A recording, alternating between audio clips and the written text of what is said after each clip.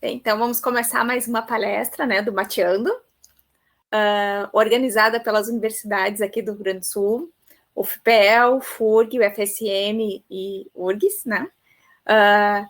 Então, aí nós temos a comissão organizadora, a Andressa, que é a nossa aluna da FPEL, aí o Adilson, que é da FURG, a Liliana, eu, Giovanni e mais a Andrea, que é da UFPEL, a Miriam, da URGS, e a Paty de Santa Maria. E o Guilherme, também, que é nosso aluno aqui da UFPEL, e também o Felipe, tá? Que é nosso aluno da UFPEL também. Então, agradeço a presença de todos, tá? E essa é a comissão organizadora. Vamos, então, dar início. Eu peço para a comissão organizadora, com exceção da Liliana e do André, por favor, que não fechem as câmeras para não ficar pesado, vamos manter a câmera desligada. E a Liliana, então, vai apresentar, né? Professor André, eu vou desligar a minha, vou encerrar minha câmera aqui para não ficar pesado também. Isso aí. Agora sim, né? Oi, pessoal, boa tarde. Primeiramente, eu gostaria de agradecer ao professor Andrew por ter aceitado o convite. Tá? Eu conheço o professor de lá, da Universidade Federal do Rio de Janeiro. Tá? Bom, vou apresentar um breve currículo do professor. Andrew é professor da Universidade Federal do Rio de Janeiro. Tá? A linha pesquisa é geometria diferencial e geometria complexa, com aplicações à física matemática. Tem doutorado na Universidade Estadual de New York, em Stony Brook. Tem pós-doutorado na Universidade de São Paulo, na Universidade de Nantes, na França, e na École Polytechnique, na França também. Muito obrigado, Andrew, por aceitar o convite outra vez. Bom, a palavra é tua. Você pode começar. Muito obrigado. Então, eu vou compartilhar a tela.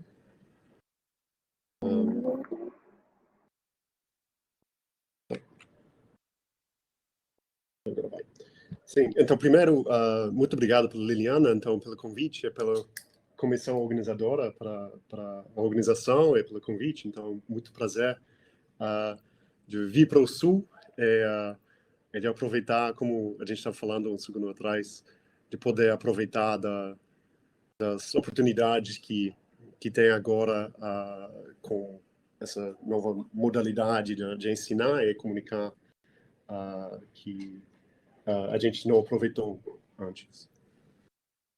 Então, eu vou falar hoje sobre algumas coisas que são relacionadas com minha pesquisa, ou que eu estudei, que é geometria G2.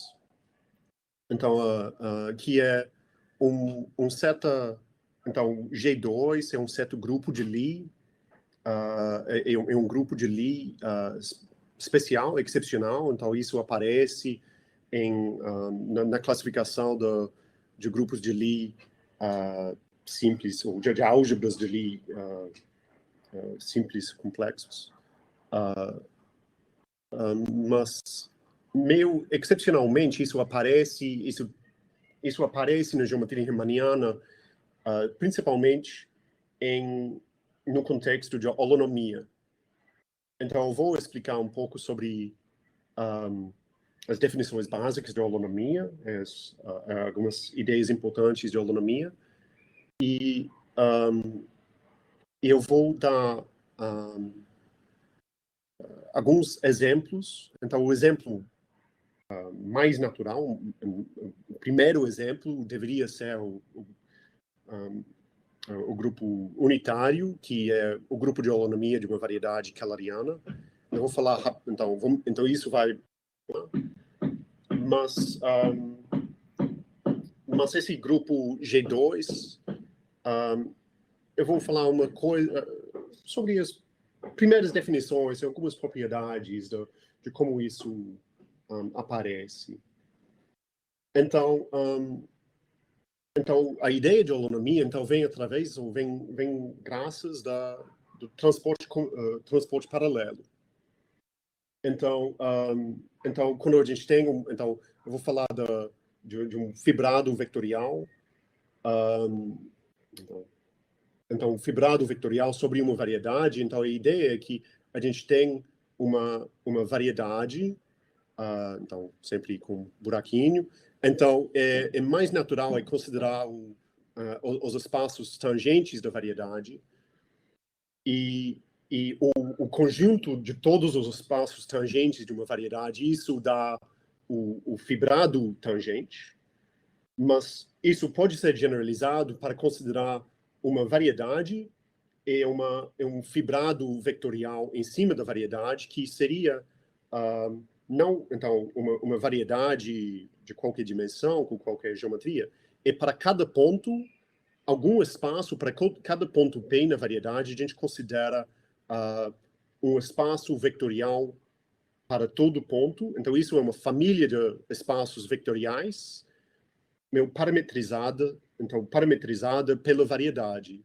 Então, então, o espaço total E vai ser uma variedade, e com isso, nós temos uma aplicação de projeção do fibrado, do conjunto total, que envia algum vetor para o ponto por cima de que ele está definido. Mas a ideia principal, a ideia fundamental é que para cada ponto P na variedade M, a gente tem EP, que é um espaço vetorial. E o exemplo básico disso seria o fibrado tangente. Então, uma conexão em um fibrado é uma maneira de diferenciar secções. Então, gama de E e o conjunto de secções. Para o fibrado tangente, o secções seria o conjunto de campos vetoriais. Então, uma secção, um elemento, uma secção sigma seria um elemento para cada ponto P, um elemento do espaço vetorial por cima daquele ponto. Então, então, como uma conexão em geometria riemanniana, então vem com conexões, uma conexão em um fibrado vetorial, uma maneira de diferenciar secções, que é uma aplicação linear entre secções do fibrado E para secções desse fibrado, que é o produto tensorial, de E com fibrado cotangente, mas que satisfaz essa regra de Leibniz. Então, de Leibniz. Então, se eu tenho uma secção sigma e uma função, eu posso multiplicar essa secção por uma função suave, ainda sendo uma secção. Então, a diferenciação preserva ou é compatível com aquela multiplicação, conforme essa regra de Leibniz. Então, a derivada do produto vai ser a derivada exterior da função tensorial, produto tensorial, com sigma, mais f saindo da derivada com delta, com nabla. Então, mas se eu tiver uma curva, mas isso determina uma noção de a derivada covariante, que também é familiar para quem faz geometria riemanniana. Então, uma maneira de diferenciar secções ao longo de curvas.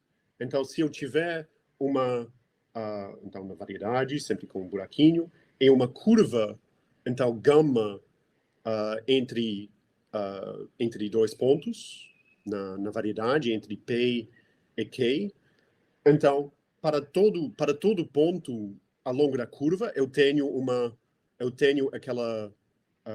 aquele espaço vetorial E baseado naquele gama de T. Então,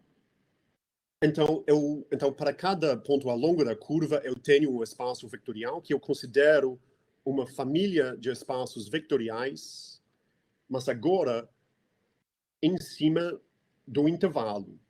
Então, para cada tempo entre 0 e 1, eu tenho um espaço vetorial, então correspondente. Então, uma conexão uma conexão na variedade, ou no fibrado, determina uma maneira de diferenciar secções, mas agora somente secções somente ao longo dessa curva. Então, as secções não são globalmente definidas na variedade, apenas na curva. Então, isso é uma maneira de diferenciar secções ali.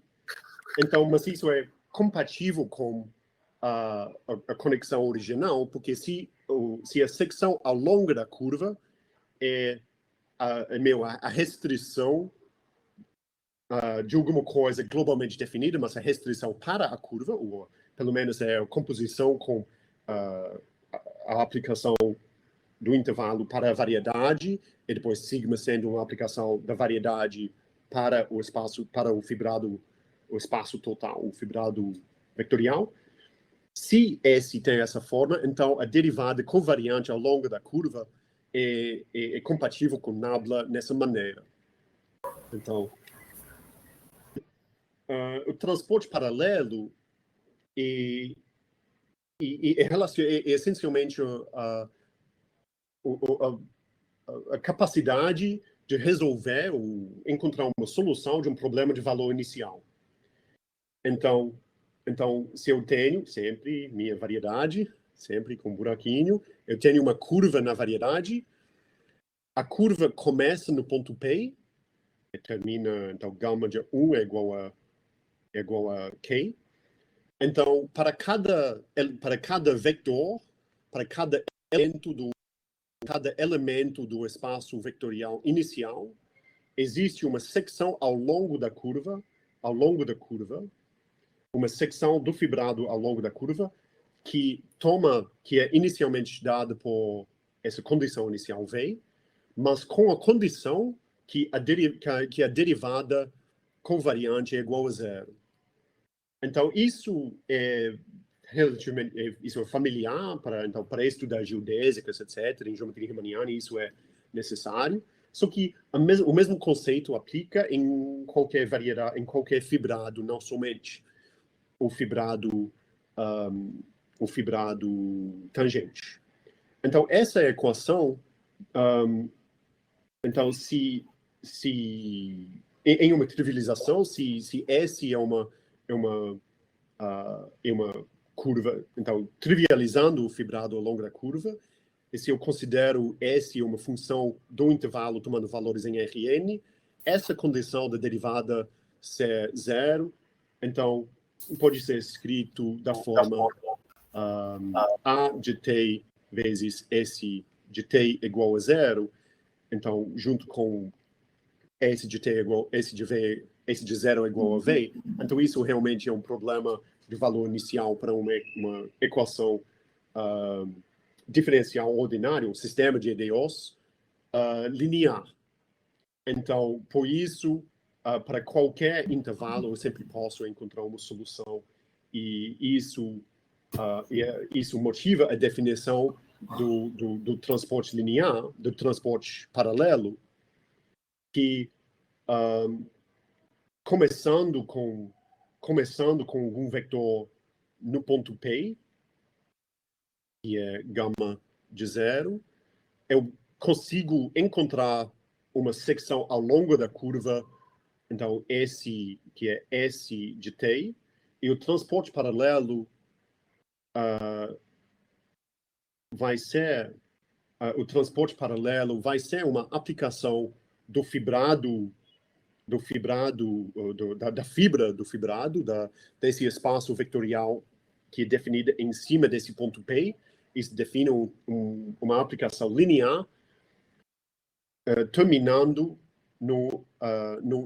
nesse espaço vetorial de EP para EK, que manda aquela condição inicial V para o ponto final do transporte linear. Então, que é o valor em t igual a 1 da solução desse sistema de EDOs.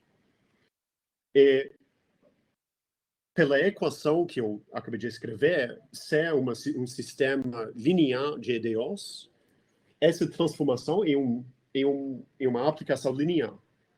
É uma transformação linear. Mas, além disso, pela então, pela teoria de EDOs, a gente tem existência e unicidade para soluções de EDO, da EDO. Por unicidade, isso de verdade é um isomorfismo linear entre esses espaços vetoriais. E antes de continuar, essa maneira de conectar o ponto P na variedade, então isso para P é K na variedade, essa maneira de conectar o ponto, a fibra por cima do ponto P é a fibra por cima do ponto K na variedade. Isso é o que motiva, então, 100 anos atrás, isso é o que motivou a definição, o nome, a nomenclatura da conexão. Uma conexão é uma maneira de conectar as fibras. Porque as fibras são espaços vetoriais diferentes, mas com uma conexão, com uma maneira de diferenciar, a gente tem uma maneira de conectar as fibras por transporte paralelo. E as propriedades são essas. Então, e essas condições, essas propriedades seguem da existência e a unicidade de soluções para aquele sistema linear de EDOs. E na variedade, com um buraquinho, se você tem uma curva de P até K, você tem um espaço vetorial no ponto P, você tem um outro espaço vetorial definido no ponto K, isso é AP, isso é AK. Então, e o transporte paralelo define uma aplicação linear desse espaço para esse, e determinado por, então, carregando os vetores ao longo da curva gama, e a aplicação inversa vai ser transporte linear, transporte paralelo, ao longo da curva inversa, ao longo da curva que começa em K, o mesmo caminho, mas encaminhando no outro sentido. E pelo mesmo argumento, então, mesmas ideias do transporte da existência, etc. Quando você tem duas curvas concatenadas, então o transporte paralelo ao longo da concatenação das curvas vai ser composição dos transportes do transporte paralelo.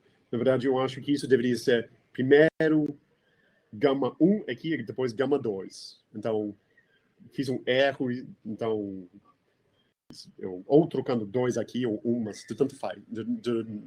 De qualquer forma, então, composição de transportes paralelos pode ser entendido como transporte paralelo ao longo de uma outra curva.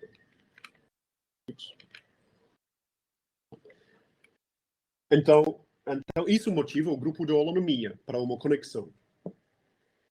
Então, quando P e K na variedade, os pontos na variedade são iguais, então a curva que nós temos, a curva, então eu vou ter uma curva fechada. Então na variedade tenho algum ponto P, eu termino, então o gama vai ser uma curva fechada. A gama não tem que ser suave, mas eu vou supor que é suave por partes. Então, eu tenho uma curva fechada agora. Então, eu vou começar com algum elemento eu vou começar com algum elemento do espaço vetorial baseado naquele ponto. E transporte paralelo ao longo dessa curva vai... Então, eu vou carregar esse vetor. Então, eu vou começar com V, eu vou terminar com transporte paralelo de V, que vai potencialmente ser diferente do vetor inicial. Então, gama, transporte paralelo vai ser um endomorfismo invertível daquele espaço vetorial fixado. Então, isso é um endomorfismo invertível. Então, a definição do grupo de holonomia é o subgrupo de transformações lineares daquele espaço vetorial dados por transporte paralelo ao longo de alguma curva fechada baseado, começando e terminando uma curva fechada baseada naquele ponto. E o grupo de holonomia é todos os transportes paralelos para todas as curvas, emanando, iniciando e terminando naquele mesmo ponto. Então, isso tem algumas propriedades. A primeira propriedade é quanto que essa definição depende do ponto. Então, se a variedade é conexo por caminhos, eu vou trocar de cor. Então, se a variedade é conexo por caminhos, então o grupo de holonomia para pontos diferentes, então, ao menos isomorfismo, a gente vai ter o mesmo grupo. Essencialmente, porque, então, sempre uma variedade com buraquinho. Então, se eu tenho dois pontos na variedade, então, uma curva fechada, então isso é o ponto P, isso é o ponto Q, uma curva fechada, baseada, então, com ponto base, ponto inicial, o ponto Q, e isso vai determinar, então isso é alguma curva sigma, então eu posso, então isso vai ser o contrário, então, então isso é a curva sigma, isso é a curva gama, então gama composto com sigma, composto com gama barra, então isso vai, então dado gama então estou trocando sigma e gama, mas começando com uma curva gama baseada no ponto Q, e depois isso é sigma, isso é gama, isso é sigma. Então, pré-compondo é terminando com fazendo pré-composição antes e depois com o transporte paralelo ao longo dessa curva sigma, isso vai relacionar curvas baseadas no ponto Q com curvas baseadas no ponto P. Então assim eu posso relacionar o grupo de holonomia baseado no ponto P e o grupo de holonomia baseado nesse outro ponto. Então, a partir de agora, eu vou ignorar essa dependência. Mas, de qualquer forma, o grupo de holonomia, ao menos essa identificação, não depende do ponto do início, do ponto de início das curvas. Então, tudo isso foi definido para uma variedade riemanniana, para uma conexão em um fibrado. Agora, é mais específico, a gente pode relacionar isso com geometria riemanniana. Então, em geometria riemanniana, eu tenho uma métrica. Então, eu tenho uma métrica. Então, isso é um produto escalar, um produto interior. Então, satisfazendo as várias propriedades, que é bilinear, então, linear nos dois fatores. Eu tenho a hipótese de ser positivo, não definido, positivo definido. Então, isso é uma métrica. Então, isso determina ângulo e comprimento para vetores. Comprimento de vetores. Então nesse caso, eu considero não um fibrado vetorial qualquer, mas eu considero esses fibrados tangentes, esses espaços tangentes, o fibrado tangente na variedade. Então, uma propriedade básica da geometria riemanniana é a existência de uma conexão canônica. Então, dada uma métrica, isso canonicamente determina a conexão de Levi-Civita, que é unicamente determinada pela métrica. Então, isso quer dizer que, dado uma métrica, a gente tem uma conexão então, que é uma conexão sobre o fibrado tangente. Então, na mesma maneira que na mesma maneira a gente pode considerar o grupo de holonomia para essa conexão, e isso vira um invariante apenas da estrutura riemanniana da variedade. Então, porque a conexão com respeito ao qual a gente está fazendo o transporte paralelo é determinado unicamente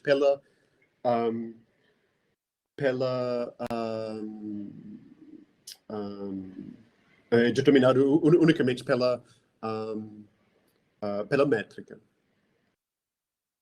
Só que isso depende da métrica. Isso não é só uma coisa topológica da variedade. Isso depende da métrica. Então, para métricas diferentes, na mesma variedade, o grupo de holonomia pode ser diferente.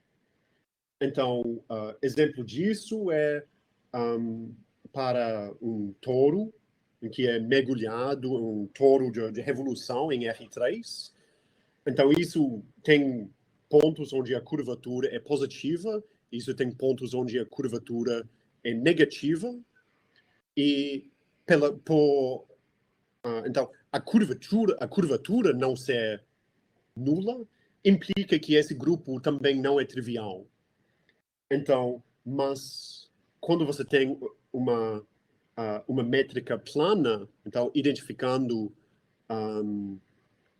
os lados opostos de um retângulo, então isso induz uma métrica plana no toro. Então, naquele caso, então o grupo de holonomia para a métrica plana no toro vai ser trivial.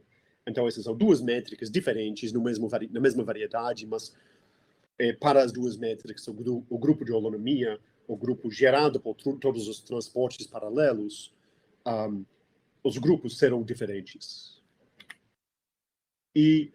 Mas a métrica, a conexão de Levi-Civita é compatível com a métrica. Então, a conexão de Levi-Civita é determinada satisfazendo duas condições. A primeira é compatibilidade com a métrica, e a outra é que é meio de simetria.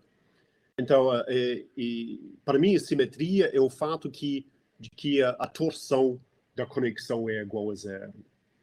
Mas a conexão é compatível com a métrica, preserva a métrica. Então, isso quer dizer que se você tem uma curva fechada na variedade, se você começa com dois vetores, então, inicialmente, carrega aqueles dois vetores ao longo da curva, então você vai terminar em dois vetores também no ponto final, que é o mesmo ponto, mas pela conexão preservar a métrica, o ângulo entre os vetores e também o complemento dos vetores vão ser preservados ao longo do transporte paralelo. Então, isso implica que o grupo de holonomia vai ser um subgrupo do grupo ortogonal do espaço tangente naquele ponto, para aquela métrica. Então, isso preserva complemento, preserva ângulo, então isso é um elemento do grupo ortogonal. E esse grupo, para aquele ponto em questão, aquele ponto que a gente está usando como base, nós identificamos com o grupo ortogonal, que é um grupo de Lie simples, um grupo clássico. E um fato que vale para holonomia riemanniana, que não é verdade para outras, para qualquer conexão em qualquer fibrado, é que o grupo que nós obtemos é um subgrupo de Lie, então, que eu vou incluir, que é fechado. Um subgrupo fechado do grupo ortogonal. Então, você pode pensar, então, em muitos quando você tem um grupo, então, pensando no touro como um grupo multiplicativo, S1 vezes S1, você pode ter subgrupos daquilo, subgrupos de Lie que não são fechados. Então, meio subgrupo gerado por rotação irracional. Então, você pode ter em R2, projetando sobre o touro, se você tem uma linha reta de inclinação irracional, isso projeta para uma curva densa no touro. E aquilo considerado como um subgrupo, isso pode aparecer como o grupo de holonomia para uma certa conexão. Mas quando a gente tem a conexão de Levi-Civita de uma métrica na variedade, naquele caso, o grupo de holonomia é um subgrupo de Lie fechado. Então, um subgrupo de Lie fechado do grupo ortogonal. Então, nesse caso, a gente já tem uma certa estrutura. Então, como um exemplo, então, a gente tem a variedade. A variedade é uma variedade de dimensão n, que é espaço euclidiano com a métrica euclidiana. Então, a gente começa com algum vetor, então, baseado nesse ponto. P é a origem. Então, se você escreve a métrica plana e a conexão de Levi-Civita para aquela métrica, então, por exemplo, os símbolos de Cristóforo, então, se anulam.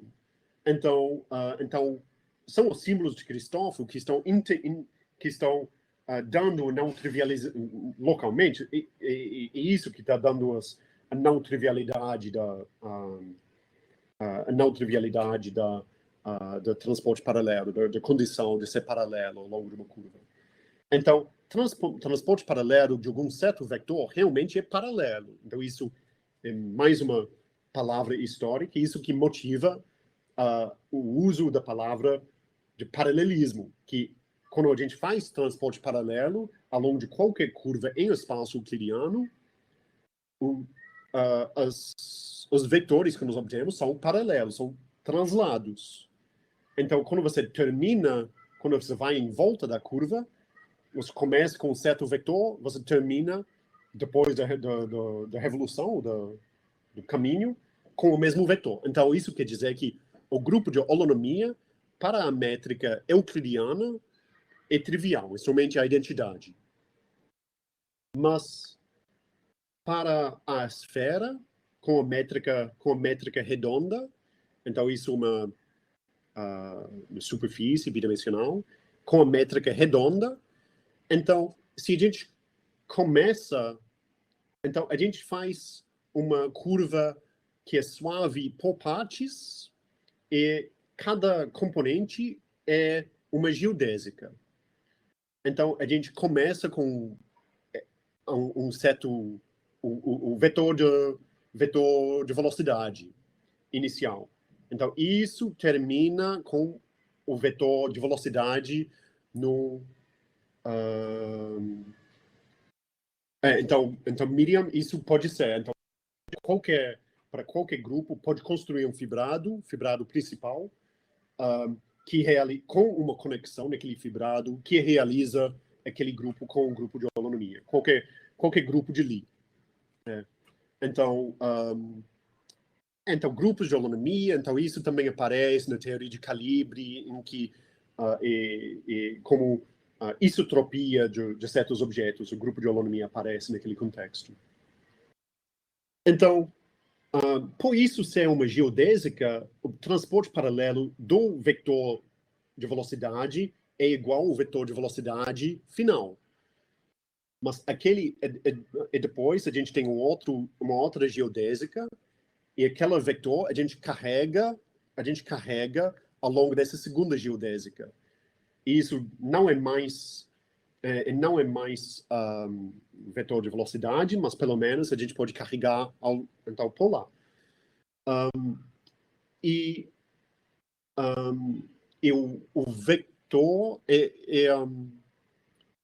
o resultado vai depender do ângulo entre as geodésicas, então o ângulo feito entre as geodésicas. Então esse vetor então é carregado para lá e depois a gente carrega de novo para o ponto inicial e isso determina uma rotação no espaço tangente do ponto inicial, o ponto final.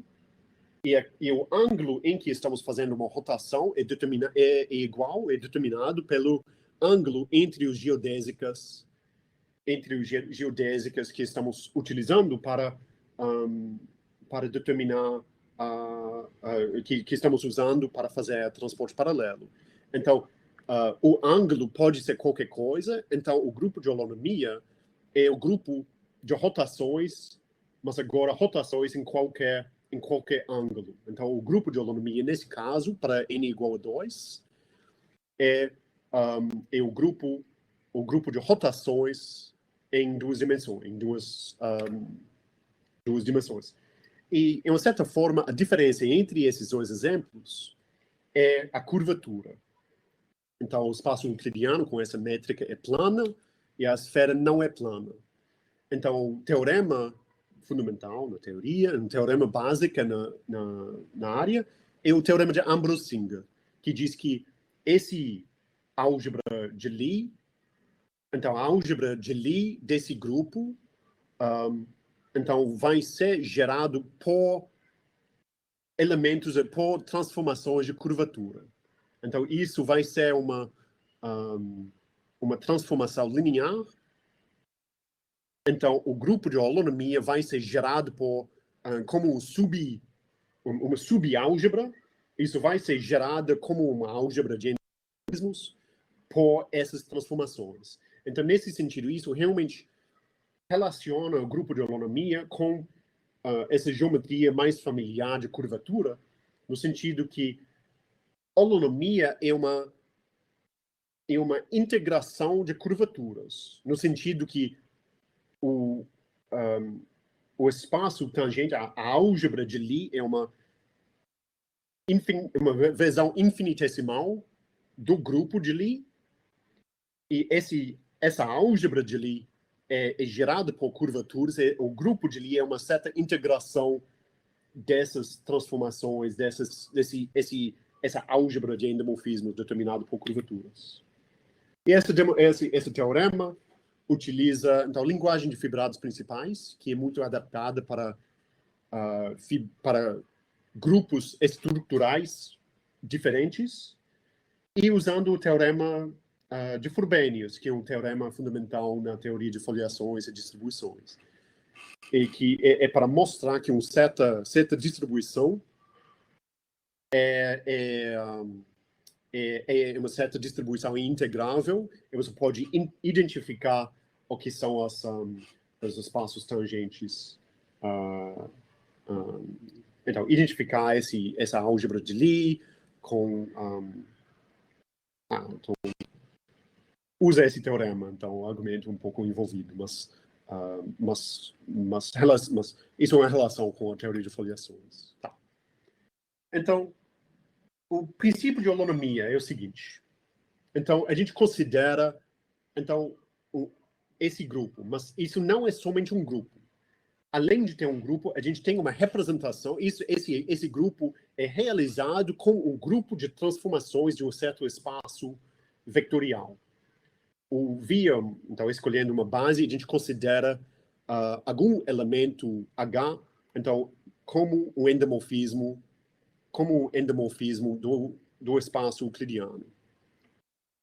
Então, se eu tiver um tensor como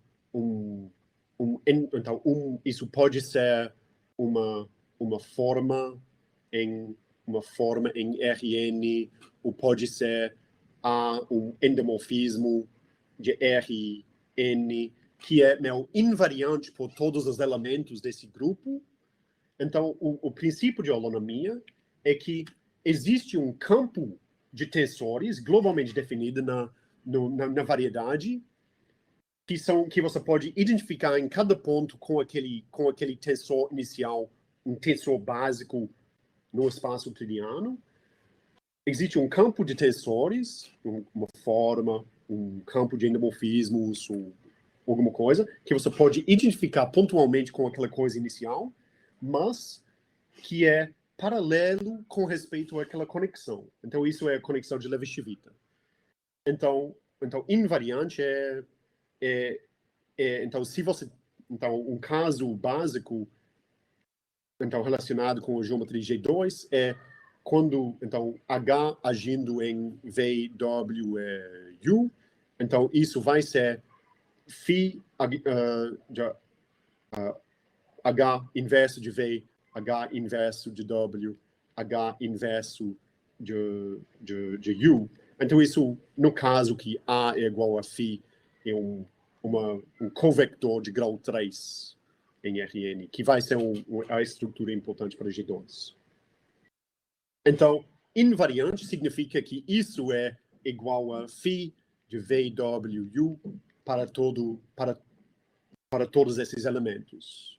Então, no caso de interesse. Então, se o grupo de holonomia é H, então nós temos uma correspondência entre vetores ou tensores em Rn, que são invariantes pelos elementos de H, e tensores que são paralelos na variedade. Então, a demonstração é bastante geométrico. Então, minha variedade, eu tenho um ponto P, que eu estou... Então, o espaço tangente eu identifico com Rn. Então, TPM eu identifico com Rn. E lá eu tenho um tensor, um endomorfismo, alguma coisa relacionada com a geometria de Rn, mas que é invariante pela ação desse grupo H em espaço euclidiano. Para qualquer outro ponto, eu defino A naquele outro ponto. Então, eu defino A naquele outro ponto como transporte paralelo ao longo de alguma curva de P até Q daquele tensor A. Então, se eu tivesse uma outra curva também ligando os mesmos dois pontos, então essa definição vai ser independente isso vai ser independente da curva que eu escolho entre os dois pontos. Então isso vai ser independente pela propriedade de A ser invariante por transporte. Então, isso vai ser independente da curva pelo fato do tensor inicial ser invariante por transporte paralelo ao longo de curvas fechadas. Então, A invariante implica que isso é independente da curva que nós utilizamos para fazer a definição. E depois, seguindo o argumento um pouco, isso também implica que a derivada, usando essa conexão desse campo que eu defini, é sempre igual a zero. Então logo, o campo é paralelo. Então, o exemplo básico é para esse endomorfismo J. Então, esse J, J0 é um elemento de GL R2N, ou 2N meu R. Então, isso é um endomorfismo R linear sobre R2N. Só que J0 quadrado é igual a menos a identidade. Então, se eu tivesse um elemento de CM, ou CM, eu identifico CM pegando as partes reais e as partes imaginárias de todos os elementos. Então, isso é o endomorfismo de R2M, que corresponde com multiplicação pelo raiz quadrada de menos 1. Então, J quadrado é menos a identidade. Então como I quadrado é menos 1.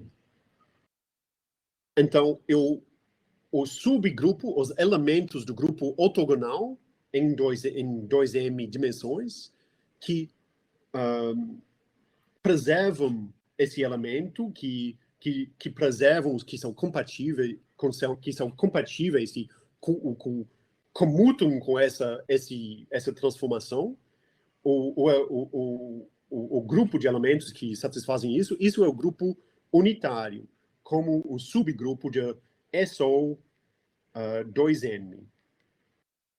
Então, se eu tivesse uma variedade riemanniana de dimensão 2M riemanniana, e se o grupo de holonomia daquela métrica fosse um subgrupo, fosse contido nesse grupo, então isso quer dizer que para todo, então que ao menos isso, uma identificação com um espaço tangente com R2M, Rn, então eu tenho um tensor naquele ponto que é invariante pelos elementos do grupo de holonomia. Então, pelo princípio de holonomia, então eu obtenho um campo tensorial, que nesse caso é um campo de endomorfismos na variedade, que é para cada ponto eu tenho um endomorfismo do espaço tangente, então que naquele espaço tangente o quadrado do endomorfismo é então, o quadrado desse endomorfismo é sempre menos a identidade, mas que, importantemente, esse campo é invariante, é preservado, é paralelo com respeito à conexão de Levi-Civita. E isso é a estrutura básica de geometria caleriana. Porque para a conexão de Levi-Civita, então nada igual a isso, então essa conexão, então com respeito a essa conexão, a métrica é paralelo. Então, com respeito a essa métrica, essa transformação J também é paralelo. Então eu posso definir ômega como G, mas botando J somente em um dos lugares. Então, isso é uma forma de grau 2, uma forma de grau 2, uma forma de grau 2, mas isso é construído a partir de G e J, então isso também é paralelo. Então essa informação é suficiente para afirmar que isso não é somente uma variedade real. Então, na verdade, essa condição sobre a estrutura complexa, a estrutura quase complexa, pelo fato da conexão C-simétrica, torção é igual a zero, isso implica que MJ é uma variedade complexa. Então eu posso encontrar um atlas de cartas tal que a troca de coordenadas seja sempre holomorfa, como uma aplicação de CN para CN, ou CM, nesse caso. Então eu posso usar holomorficidade de funções, etc. E então, em termos de geometria riemanniana, então isso é a melhor estrutura, melhor classe de métricas que é compatível com que tem muitas propriedades riemannianas e também que é muito compatível com a geometria complexa. Então, em 1955, o Berger classificou todos os grupos de Lie possíveis que podem acontecer como o grupo de Lie de uma métrica riemanniana. Então, ele classificou. Então, se você tem uma variedade riemanniana que é simplesmente conexa, que é irredutível, que no sentido que não é um produto riemanniano de variedades riemannianas de dimensões menores, e também que não é localmente simétrica. Então, isso é para excluir outros casos que já foram classificados. Então, o grupo de holonomia riemanniana é um de 7 possibilidades. Então, o caso genérico é o grupo SON. Então, que para n igual a 2, isso é a esfera que eu mencionei.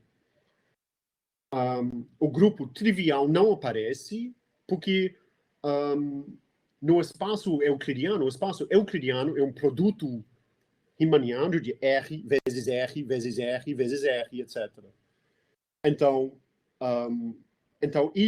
o espaço euclidiano não é irredutível, mas a esfera redonda é irredutível. Então, isso é o que acontece genericamente. Só que, em certos casos, você tem outras possibilidades. Essa primeira possibilidade é o que eu descrevi agora. Para n igual a 2m, então o grupo é o grupo unitário, de transformações unitários, que são compatíveis com com aquele produto, aquela estrutura complexa, J. Mas existe também a possibilidade de ter SUM como o grupo de holonomia de uma variedade. Então, isso é quando você tem uma outra ômega, que é dz1 até dzn. Então, isso é uma forma só usando os vetores holomorfos. Então, isso é uma forma de volume complexo. Então, isso é uma variedade. Então, isso é M. Então, isso é uma variedade real de dimensão 2M, mas de dimensão M complexa. Então, existe. Então, quando você tem holonomia dentro desse grupo, existe um tensor desse tipo definido na variedade que é paralelo, que é compatível com a métrica, com a conexão de Levi-Civita. E essas variedades são muito importantes em geometria complexa, em geometria riemanniana, em certos contextos também, e na física matemática, porque isso é uma das estruturas básicas da teoria de cordas. Então, esses dois exemplos, então, eles são ligados com os números complexos. Então, geometria complexa. E essas duas possibilidades são relacionadas com a geometria das quaterniões. Então, no sentido que, nesse caso, você tem I, J e K. Então, quando você tem uma variedade de holonomia S, P, M, então isso é transformações que são compatíveis com 3 estruturas complexas, e com respeito com todas essas estruturas, a métrica é caleriana. Então, isso é muito caleriana. Então isso é hipercaleriana. E a outra possibilidade é um pouco mais esquisito, que isso é quaternion Kähler. Então, isso, você tem uma outra estrutura que também é relacionada com os quaterniões, mas que não admite uma estrutura complexa em si, mas você tem certos fibrados triviais, e você pode trivializar certos fibrados, mas isso eu não vou descrever. Mas as últimas duas possibilidades que existem são excepcionais. Em casos 1 até 5, essas possibilidades existem, podem acontecer, e acontecem, em infinitamente dimensões possíveis. O primeiro, em qualquer dimensão. 2 e 3, em qualquer dimensão par. 4 e 5, em qualquer dimensão que é um múltiplo de 4. Mas as últimas duas possibilidades aparecem apenas em dimensão 7 ou em dimensão 8. Então, isso é relacionado com a geometria não dos quaterniões, mas dos octoniões. Spin 7 demora mais tempo para explicar, mas G2 dá para explicar. Já dá para explicar. Então, o que é G2? Então, existe um processo de construir novas álgebras. Álgebras normadas, normed division álgebras. Então, que não são comutativas, necessariamente não são associativas, mas em que a multiplicação, de certa forma, é compatível com uma métrica, um produto. E isso vale para as reais, os complexos, as quaterniões e os octoniões, que é uma álgebra de dimensão 8. Então você pode construir isso a partir como a soma direta dos cotaniões. Então, eu tenho que ver, eu tenho escrito em algum lugar. Então, AB vezes CD é igual a AC menos D barra B, vírgula, DA mais BC barra, onde barra é conjugação,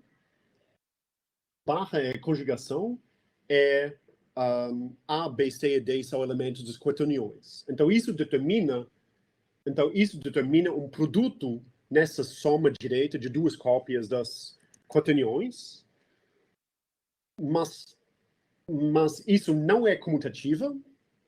Isso não é comutativa. Com essa então isso é a mesma regra que determina então a multiplicação quaterniônica é definida, então H é C mais C, usando a mesma regra, com as conjugações. Só que quando você usa as quaterniões, isso não é comutativa, mas também não é associativa. Então isso é delicado. Mas o grupo de automorfismos multiplicativos dessa estrutura é bastante grande. E G2 é o grupo. Então G2 é o G2 é o grupo de automorfismos.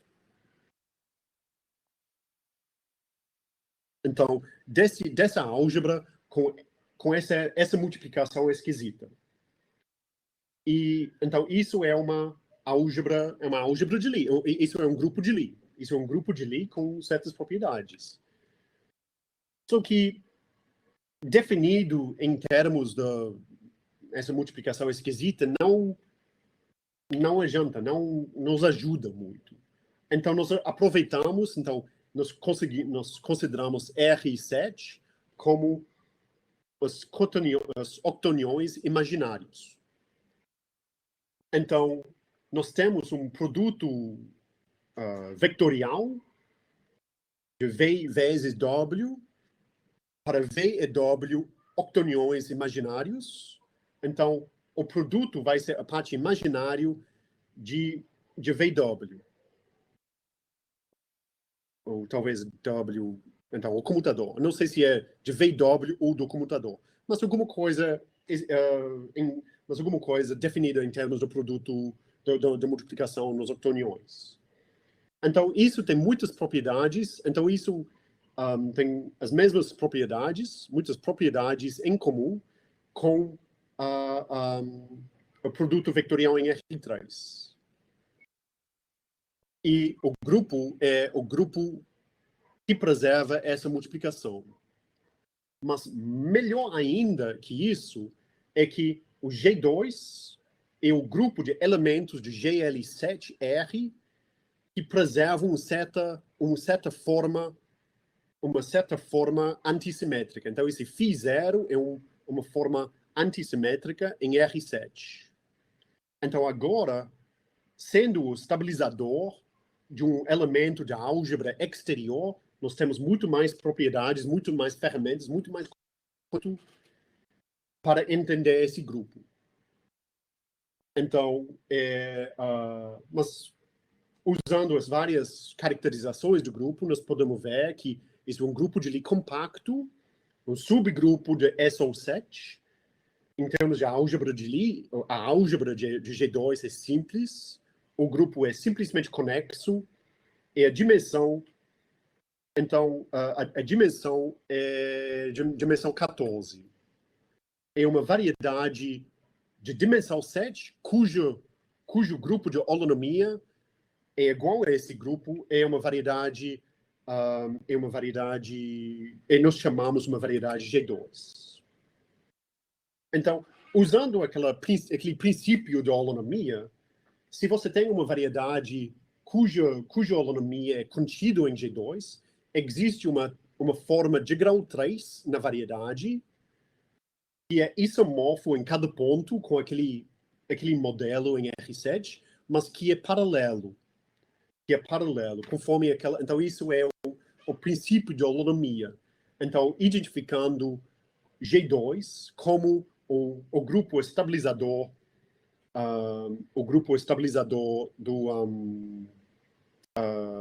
dessa forma.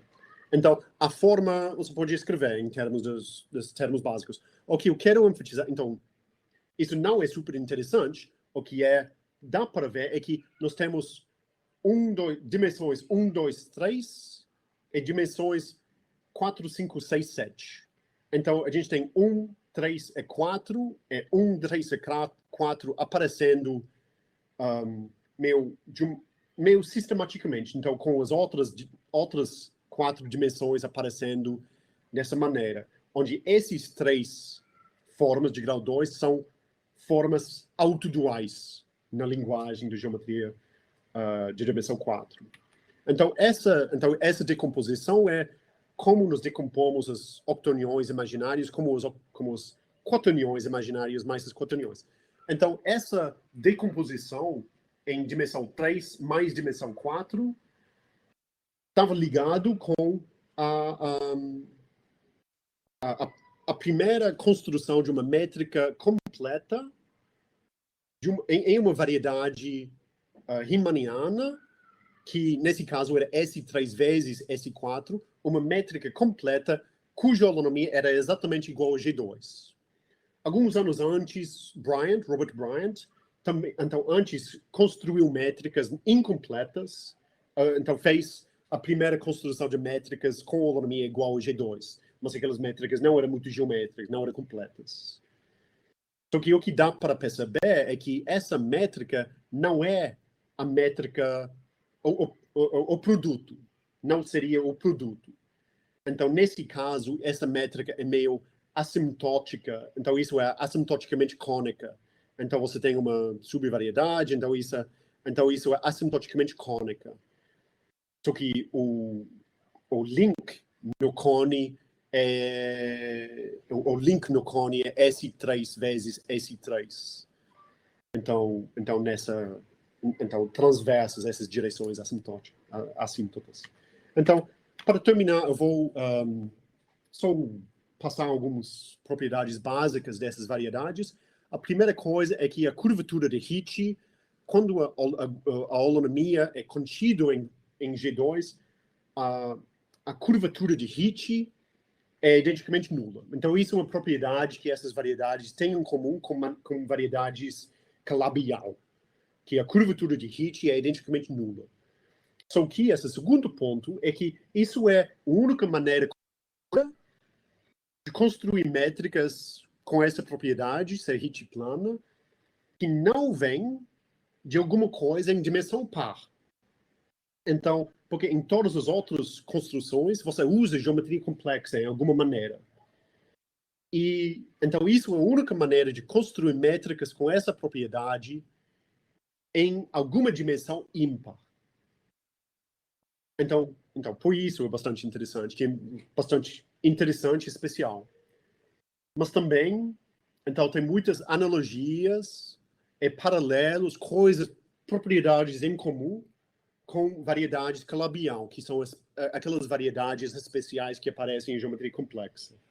Inclusive que geometria G2 aparece na teoria em física teórica e teoria de cordas.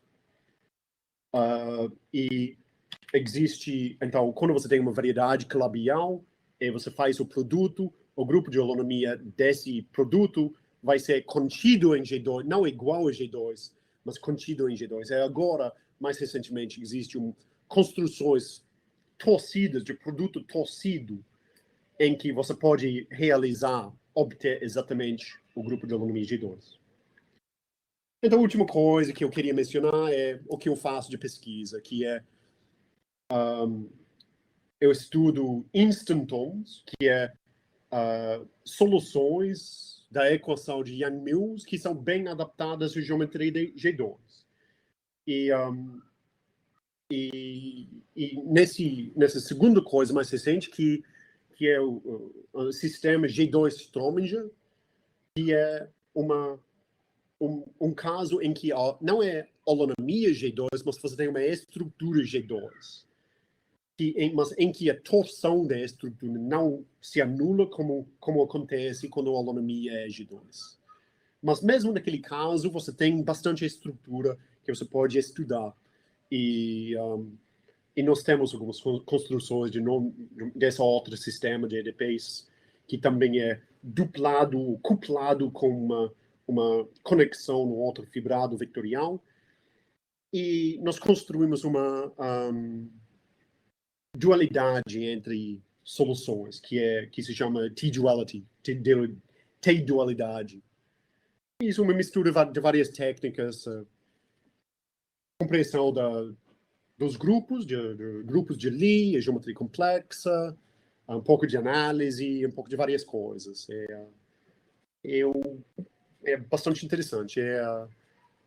Meu colaborador, então ele também entende o lado da física também, mas eu sou bem iniciante nisso. Mas eu vou deixar lá, então muito obrigado. Os 2 sabores de mate, então, que eu queria. Então, para o mate de vocês e o mate para nós. Então, muito obrigado.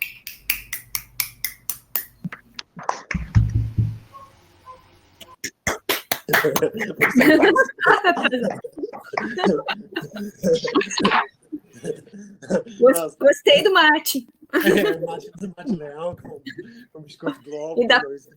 E da palestra também, muito legal. Mas eu passei a vez da frente da Liliana, a Liliana que vai falar. Um minutinho. Tá aqui. Então. Muito obrigada, Andrew, pela excelente palestra, tá? Pelos conceitos da holonomia riemanniana, pelos exemplos, né, e propriedades, assim como do grupo G2, né? Excelente oportunidade para enriquecer-se de novos conceitos. Algumas ideias diferentes, mas é interessante como essa coisa esquisita, usando os octoniões, você pode, olhando no jeito certo, você pode retirar, identificar uma certa estrutura. E, como em muitos casos, identificar alguma forma exterior. Então, isso é o segredo. Então, G2 como estabilizador, de uma certa forma, 3 formas, isso é o que dá toda a estrutura para mim. Então. Verdade, gostei muito da apresentação. Eu gostaria de saber se o pessoal tem alguma dúvida. Acho que aqui tem muita dúvida no chat. Matheus, pode falar. Eu tenho sim uma dúvida, professor, referente a... Bom, acho que não ficou muito claro ali na pergunta, mas, por exemplo, por definição por hipótese, quando a gente constrói um fibrado, a gente constrói, por exemplo, um conjunto, na qual, por exemplo, se a gente tem um ponto P e Q numa curva, aquela lá do início, uma curva gama, a gente constrói esse conjunto. Mas aí que tá, quando a gente tenta fazer o processo inverso, por exemplo, assim, a gente não consegue garantir que todas as curvas elas vão ser contínuas. E aí fica a minha dúvida, será se pode existir algumas, eles falam os manifolds, que podem ser descontínuas? Ou eles sempre têm que ser contínuas? As curvas gama que estamos considerando? Isso, porque pode existir um ponto que não seja derivável no meio dela, já que a gente pega 2 pontos e a gente diz. Então, a hipótese é que as curvas que nós usamos para definir o grupo de holonomia, as curvas são suave por partes. Então,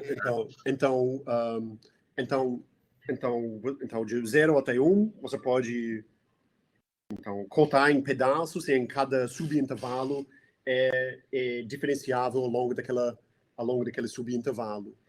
E depois, fazendo transporte paralelo ao longo de cada componente suave, e você para obter a curva final. Mas no final dos contos, você obtém o mesmo grupo usando curvas suaves mesmo. Então você pode suavizar, então isso não muda. Então você pode suavizar as curvas, mas pelo fato de ter tantas curvas possíveis, o grupo de Lie, o grupo de holonomia que você obtém no final, vai ser o mesmo. Então, o grupo só depende da conexão. Entendi, perfeitamente, tá? É porque realmente eu pensava, é porque as conexões, mesmo que elas estejam sempre intrigadas com a métrica, as curvas é que eu ficava perguntando, né? Porque não há uma definição clara que elas sejam contínuas em todas as partes. Sim, sim. Então contínuos vão ser, porque porque se não fosse contínuo, seria bagunça se não fosse, mas ou você precisa, mais que contínuo, você precisa derivar classe C1, pelo menos, para poder aplicar, para poder fazer transporte paralelo. Porque você tem que aplicar aquele teorema da existência e unicidade de soluções de EDO para ter transporte paralelo. Então, você precisa um pouco mais de somente contínuo, você precisa C1, de classe C1, seria suficiente. Entendi. Obrigado, professor. Mais alguém tem alguma pergunta, comentário, pessoal? Eu tenho duas perguntas. Na verdade, são duas curiosidades que talvez o pessoal tenha ficado também. Primeira é que, desde sempre, para mim, variedades são conexas de nascimento. Porque se não fosse conexa, parece que daí são duas variedades, não é uma só. Alguém já me convenceu o contrário alguma vez, já me esqueci. Tem algum momento assim que vale a pena pensar em alguma coisa que não seja conexa ou não seja conexa por caminhos? Ou aí não vale a pena mesmo? Então, são esse grupo, o grupo ortogonal. Então, é uma variedade? Então, né? Porque... Só que tem dois componentes. Tem duas componentes conexas. Então, ou se você tem um ponto regular de uma certa aplicação, a pré-imagem, um valor regular de uma certa aplicação, a pré-imagem vai ser uma variedade? Deveria ser. Só que... Pode não ser conexo, sim. Pode não ser conexo. Mas e nesse caso tem algum exemplo assim, esses são casos, ok. Acho que até foi assim que me convenceram que valia a pena pensar em variedades que não são conexas. Mas alguma dessas tem alguma holonomia interessante associada ou calcula a holonomia em cada componente e fim? Então, para definir transporte paralelo, então, por exemplo, a holonomia é independente de ponto, então, sim, é conexa por caminhos, né? Então, em cada componente conexo. Então, você pode ter uma métrica plana ali, com curvatura aqui, a holonomia vai ser diferente. Naquele caso, então, o grupo de holonomia, então, seria... na verdade, então, falar de holonomia... Não faz sentido, né? Não faz muito sentido. Dependeria da componente conexa. É como em topologia. Você pode falar de P0. P0 de um espaço topológico é o conjunto de espaços conexos. E quando P0 é trivial, que quer dizer que o espaço é conexo, você pode considerar P1, que é o grupo fundamental. Então, para o grupo fundamental, você considera então, classe de equivalência, homotopia. Então, zero sendo trivial dá um certo sentido para P1. E não trivial, não sei o que faria. Tá, então é meio parecido aí. Para holonomia é meio parecido também. Tá. E a outra pergunta... bom, só acrescentando um pouco, é que quando a variedade... Então, o grupo de holonomia pode ser desconexo. Sim. Porque se você tem uma família de curvas, sempre começando e terminando no mesmo ponto, você vai ter uma família de elementos de holonomia. Só que se você tem duas classes de homotopia, você não pode necessariamente conectar os elementos de holonomia. Então, potencialmente... Pode ter duas componentes conexas. Então, quando a variedade é simplesmente conexa, o grupo de holonomia vai ser conexo. Tá. Quando ela tiver topologia, aí pode não ser. Isso. E faz sentido pedir o grupo de holonomia do grupo de holonomia, essas coisas assim de mais alta ordem, ou não? Não tem interesse nenhum nisso. Não é uma pergunta que eu faço. Então, Tá. Eu nunca ouvi falar, não sei se... essas coisas, torres de estruturas, topólogos fazem, mas... Tá. não sei. Tá, mas a minha outra pergunta é o seguinte, tem alguma motivação para o nome ser G2, com aquele 2 ali embaixo? Porque Então isso vem da classificação de álgebras de Lie simples. tá. Que é a classificação de cartão via diagramas de Dynkin. Tá. Então, você tem os grupos clássicos, que é ortogonal em dimensão par, ortogonal em dimensão ímpar, o grupo SL, então especial linear complexo. E você tem o grupo a álgebra, o grupo simplético. E esses são clássicos que sempre aparecem em toda dimensão possível. Então são as séries A, B, C, D. E depois você tem E6, E7, E8, F4 e G2. Tá. E que são álgebras excepcionais. Tá, entendi. Então vem lá da teoria ainda mais antiga, né, de álgebra de Lie. Então isso é um jeito de representar aquele grupo excepcional. Tá bom. Muito obrigada. Bem, Obrigada, Miriam. Eu vou dar a palavra a Miriam, Sandra. Desculpa. Eu ia fazer uma pergunta. Posso? Sim. Tá bom. André, tu estava dando lá nos exemplos, né, de transporte paralelo lá no euclidiano e na esfera, e bem, aí ficou inevitável, né, não ficar curiosa, como que é isso no hiperbólico? Então o que é muito legal em espaço hiperbólico é você pode até calcular, então, ao longo de uma geodésica, transporte paralelo é meio trivial, mas em um espaço hiperbólico de um semiplano, se você tem uma linha horizontal, uma altura, não sei, alguma coisa y positivo, você pode calcular transporte paralelo ao longo disso, né? Então transporte paralelo é só girando ao longo da curva. Então você pode calcular explicitamente. Mas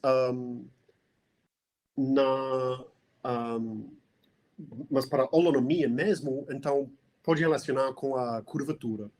Então os tensores de curvatura do espaço hiperbólico, então o tensor é igual à da esfera, só com sinal menos, só com menos. Ok. Então o tensor de curvatura é ao menos um sinal igual. Então a álgebra gerada por aqueles tensores vai ser igual à álgebra gerada pelos tensores de curvatura da esfera mesmo. Então vai ser, então nos dois casos vai ser todas as rotações. Então o grupo SOM. Legal. Obrigada. E me diz uma coisa, depende do modelo? Não, porque é isometria. Então a isometria vai preservar todos os dados. Né? Obrigada. Obrigada. Eu gosto dessa, porque o sabor da coisa então, para mim, geometria hiperbólica é muito misterioso. Né? Então, ergodicidade, então as coisas do fluxo geodésico em variedades hiperbólicas, então isso é muito misterioso. Mas, então, é interessante ver essas coisas, né, naqueles casos. Mas, tá. É geometria, então geometria que é interessante. Legal. Tem uma pergunta.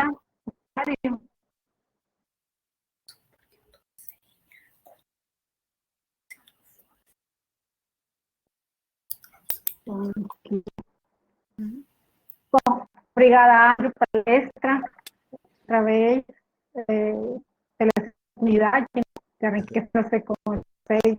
Tá? Eu vou dar a palavra Lisandra? Oi. Bem, estou tentando ver aqui o compartilhamento. Bem, deixa eu abrir aqui a câmera. Gente, o WebConf não está me permitindo parar de gravar e nem inserir mais nada. É como se eu não fosse a dona da sala mais, tá? Então, eu não vou conseguir colocar a próxima palestra, tá? Mas eu aviso para vocês. Eu posso deixar de compartilhar. Desculpa. Não, mas não foi tu. Eu não estou com um símbolo demais aqui que eu deveria estar para compartilhar. Muito obrigado, tá? Novamente, agradecer. E aí eu estou procurando aqui, por isso que eu estou olhando para baixo, que eu estou procurando os dados da próxima palestra, tá? Que eu não consegui anexar ali. Vai ser a professora Thaisa, tá? Halp, da URGS, e a próxima palestra vai ser no dia 28 de maio, às 14 horas. Tá? E o título da palestra é uma correspondência de Galois para ação parcial de grupoides. Tá? Muito obrigado, Andrew, muito obrigado à comissão organizadora, obrigado a todos que assistiram, e até dia 28, então. Muito obrigado a vocês pelo convite, pela oportunidade de falar e conhecer todos vocês, toda a comunidade gaúcha.